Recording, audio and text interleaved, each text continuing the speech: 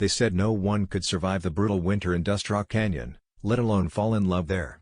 But the greatest love story the West ever whispered began not with roses or vows, but with a gunshot in a storm.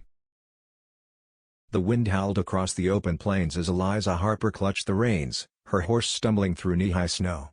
She'd been running for days, from bandits who wanted the gold her father died to protect, and from a past she could no longer outride. Just when her strength finally failed, a single gunshot cracked through the storm. Her vision blurred. She expected pain, darkness, but instead she found herself staring into the sharp, steel-blue eyes of a man kneeling beside her. He was tall, rough around the edges, his coat torn, hat dusted white by snow. A scar cut across his brow, the kind that spoke of battles no one else survived. "Easy," he said, voice low and steady. "You're safe now. Name's Colt Maddox." She tried to speak, but the world spun. Colt lifted her gently into his arms and carried her to a small cabin tucked beneath jagged cliffs. There, he tended her wounds and fed the fire until warmth returned to her bones. Days passed. Eliza learned he lived alone, a former gunslinger trying to bury a bloody past in silence. She saw the grief in his guarded eyes, the kind that matched her own.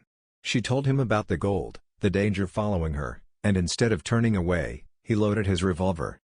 "No one's taking you," he said, voice iron. "Not while I'm breathing." When the bandits finally arrived, the winter sky roared with thunder and gunfire. Colt fought like a man with something to protect for the first time in years. When it was over, snow lay red in patches, but the danger was gone. Eliza stared at him, breath trembling. "Why risk your life for me?" she whispered. Colt looked down, hat in hand, snow melting on his lashes. "Because the moment I found you in the storm, I found something worth staying alive for." The storm cleared. Dawn stretched fire across the mountains.